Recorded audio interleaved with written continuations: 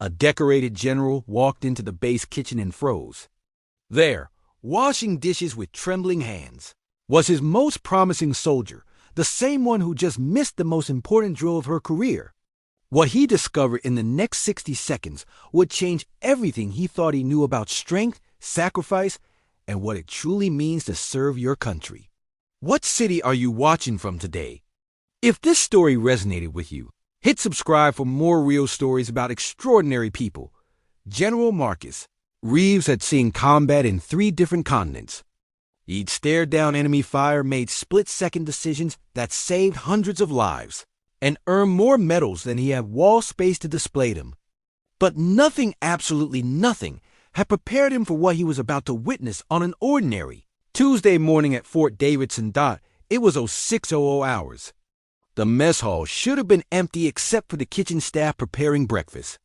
But as Marcus cut through on his way to the command center, he heard something that made him stop in his tracks. The sound of crying. Quiet, controlled, kind of crying that comes from someone who's desperately trying not to make a sound. He pushed through the kitchen doors, expecting to find one of the civilian staff having a bad morning. Instead, he saw her. Private Elena Santos. 20-3 years old, top marksman in her battalion, the soldier who'd scored highest on the physical fitness test 3 months running, the young woman who'd reminded him why he still believed the next generation of warriors.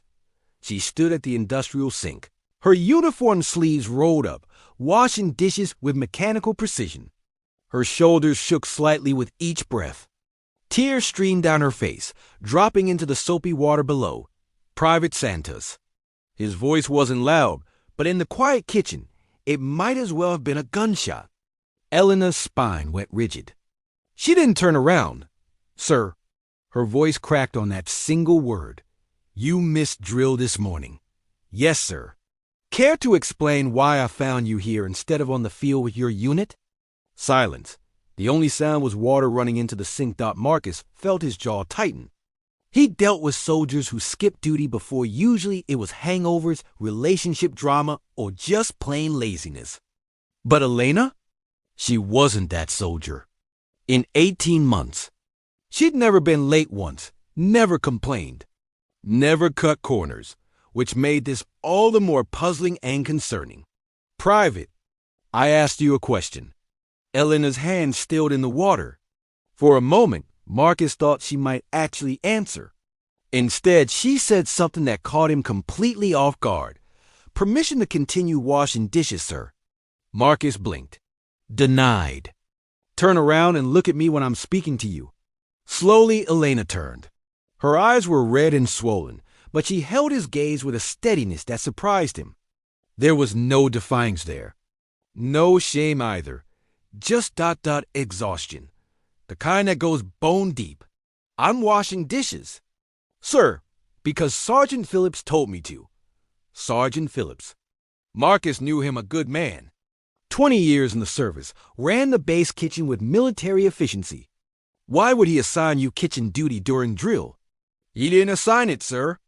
I volunteered. Now Marcus was truly confused. You volunteered to wash dishes instead of attending mandatory drill? Yes, sir. That makes no sense, Private. You're one of my best soldiers. Your performance has been exemplary. So either you're lying to me or something else is going on here. He paused, studying her face. Which is it? Elena's composure finally cracked. Her lower lip trembled, and fresh tears spilled down her cheeks. But she didn't look away. I can't tell you, sir. Can't or won't? Can't. The word came out as barely a whisper. Marcus felt a familiar frustration building. He'd been in the military long enough to know that secrets rarely led anywhere good.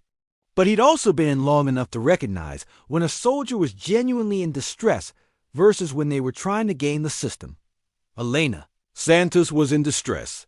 Private. Whatever's going on, hiding in a kitchen washing dishes isn't the answer. You're facing disciplinary action for missing drill. That goes on your record. Affects your career. Your future. Is whatever you're protecting really worth that? Elena's hands clenched into fists at her sides. Yes, sir. It is. The certainty in her voice stopped him cold. Marcus pulled out a chair from one of the prep tables. Sit down, Private. Sir, I should really get back to you. That wasn't a request. Elena sat. Marcus remained standing, arms crossed, using every ounce of command presence he developed over 30 years. I'm going to tell you something that doesn't leave this kitchen, he began. 20 years ago, I had a soldier under my command. Brilliant tactician. Brave as they come. One day, he started showing up late, missing formations. His performance dropped off a cliff. I came down hard on him. Disciplinary action, extra duty, the works. Thought I was teaching him about responsibility. Marcus paused. The memory's still painful after all these years. Turns out, his wife had stage 4 cancer. He'd been spending nights at the hospital, sleeping in a chair by her bed. Driving back for morning formation, taking care of their 2 kids alone. He never said a word because he didn't want special treatment. Didn't want anyone to think he couldn't handle his duty. Elena looked up at him, really looked at him. For the first time. She died 3 weeks after I put him on report, Marcus continued, his voice rougher now. He thanked me at her funeral. Said the extra duties kept him sane, gave him something to focus on besides watching her fade away. But I've always wondered if I just asked, really. Asked whether I could have helped. Carry that burden instead of adding to it. The kitchen was silent except for the hum of industrial refrigerators. So, I'm asking you, Private Santos, not as your commanding officer, as someone who made a mistake once and doesn't want to make it again. What's going on? Elena's breathing had become shaky. Her hands twisted in her lap. When she finally spoke, her voice was so quiet Marcus had to lean in to hear. My little sister, sir. She's 12. Marcus felt his chest tighten. Go on. Our parents died in a car accident 2 years ago. I'm all she has. I got legal guardianship, and I thought I could balance it. Military service and raising her. I thought I was doing okay. The pieces were starting to come together in Marcus's mind, but he let her continue. She goes to the school here on base. Lives in family housing with me. Usually, she's fine in the mornings. Catches the bus. But today, Elena's voice broke. Today she woke up crying, saying she missed Mom and Dad, that she feels alone even though I'm here, that she needs me. A tear rolled down Elena's cheek. I called Sergeant Phillips, begged him to let me do anything, clean, prep, wash dishes, just something where I could keep my phone on me. The school counselor is with Maria now, but if she needs me, Elena looked up at Marcus with desperate eyes. I couldn't be out on that field, sir. I couldn't be somewhere I couldn't reach her if she needed me. Marcus felt like he'd been punched in the gut. He'd seen Elena Santos as a soldier. A damn good one. What he hadn't seen was the 12-year-old girl who waited for her to come home. The homework that got checked after 2,100 hours when training finally ended. The permission slips that got signed in the barracks.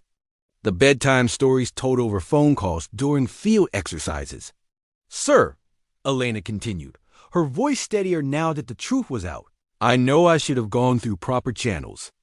Should have requested leave, talked to my CO, but I panicked. Maria needed me, and I just reacted. Marcus pulled out a chair and sat down across from her. He suddenly felt very old and very tired. How long has this been going on? What do you mean, sir? How long have you been doing this alone? Elena wiped her eyes with the back of her hand. Since I enlisted. Maria was 10 when our parents died. I was 21, barely old enough to take care of myself. But I was all she had. Social services was going to put her in foster care. I couldn't let that happen. So I joined up, figured the stability in housing would help us rebuild. And it did. Most days, Marcus repeated. But not all days. No, sir, not all days. He thought about the performance reports on his desk. Elena Santos, consistently excellent in every metric. What those reports didn't show were the nights she probably stayed up helping with pre-algebra after completing her own duties. The parent-teacher conferences sandwiched between weapons training. The careful budgeting of a military salary to cover 2 people instead of 1. The counselor, Marcus said. You mentioned the school counselor is with Maria now? Yes, sir. Mrs. Patterson. She's been incredible. Helps Maria work through the grief, the adjustment. But today was bad. Anniversary of the accident is next week, and it's hitting Maria harder than usual. Marcus nodded slowly. He dealt with plenty of logistical challenges in his career. Personnel shortages, equipment failures, mission complications. But this was a new kind of problem.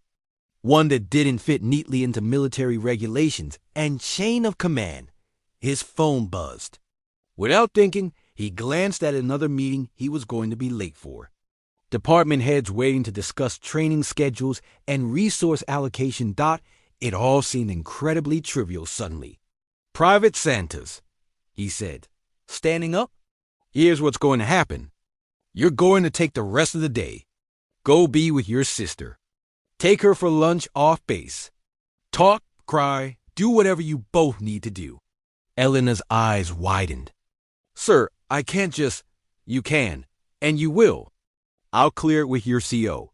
This won't go on your record as an unauthorized absence. But sir, the regulations. I'll handle the regulations. Marcus's voice was firm. What I can't handle is one of my best soldiers carrying this alone and thinking she has to choose between her duty and her family. Elena stood, her posture straightening, despite the tears still on her face. I don't know what to say, sir. Don't say anything yet. I'm not done. Marcus spent the next hour making calls that would have horrified the bureaucrats at headquarters. He spoke with the base, Family Support Services. Learned that yes, there were resources for single military parents, but that young guardians like Elena often fell through the cracks, not quite fitting the standard profile. Not always aware of what help existed. He talked to the school counselor, Mrs. Patterson, who'd been worried about Maria Santos for weeks but had no way to help beyond their counseling sessions. He called Captain Morrison, Elena's company commander, and explained the situation. Together, they worked out a modified duty schedule that would give Elena more flexibility during critical times, early mornings when Maria struggled most, and evenings when homework and dinner and just being present mattered. Most. But Marcus didn't stop there. He remembered his own words in that kitchen. About the soldier who carried his burden alone. About the opportunity he'd missed to help. He wasn't going to miss this one. Within 2 weeks, Marcus had quietly mobilized what could only be described as an unofficial support network. Other military families on base, especially those with kids Maria's age, were briefed on the situation. Suddenly, Maria had playmates for after-school hours when Elena had late duties. Neighbors who'd swing by with extra portions from dinner. A community that wrapped around this 12-year-old girl and her 23-year-old guardian with the kind of silent, powerful support that only military families truly understand. 3 months later, Marcus was walking through the base when he spotted them, Elena, in her dress uniform, standing tall at parade rest during a promotion ceremony. And there in the front row of spectators, beaming with pride, was Maria, 12 years old, wearing a hoodie with Army Sister printed across the front, holding a handmade sign that read, "That's my Elena." Later, after the ceremony, Marcus found Elena alone for a moment. "Congratulations, Corporal Santos." Elena snapped to attention. "Thank you, sir. How's Maria doing?" Elena's expression softened immediately, the same transformation Marcus had seen 100 times now. Whenever someone asked about her sister, the shift from soldier to guardian, from professional to family. "She's good, sir. Really good. Having the support system has changed everything. She feels less alone, which means I can focus when I need to focus, knowing she's okay. And you? How are you doing?" Elena considered the question carefully.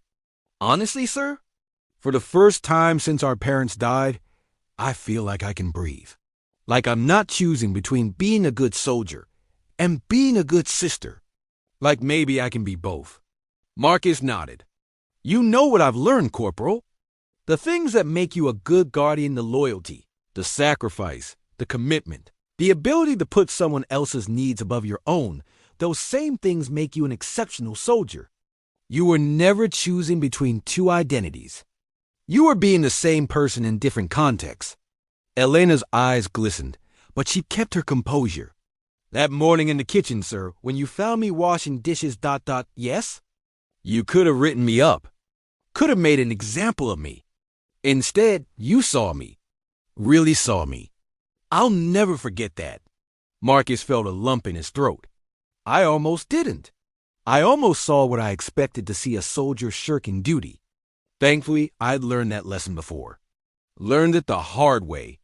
They stood in comfortable silence for a moment, watching Maria chase another military kid across the grass, her laughter carrying on the wind. Sir?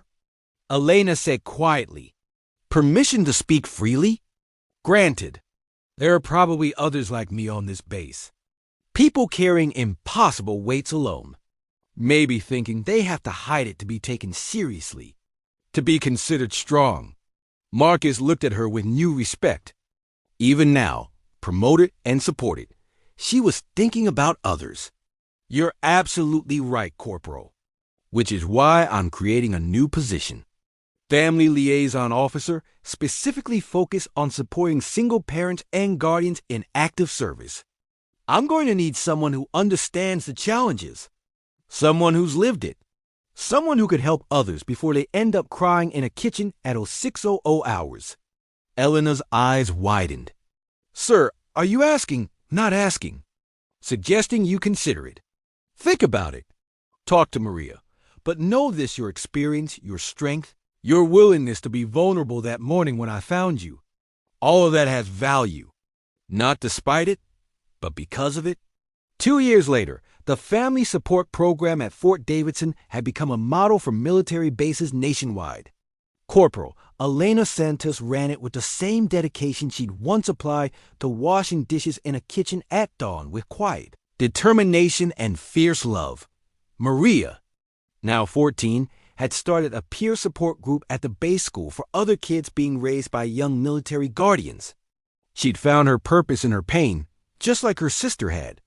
And General Marcus Reeves? He never walked past the mess hall kitchen without remembering that morning. The morning he almost got it wrong. The morning a young soldier. Washing dishes had taught him that sometimes the bravest thing a person can do isn't charging into battle dots sometimes. It's simply asking for help. Sometimes it's being brave enough to admit you can't do it alone. And sometimes the strongest soldier in your command is the one crying at a sink, doing whatever it takes to protect the person they love most. Strength isn't about never breaking. It's about what you do in the broken moments and who you let help you put the pieces back together.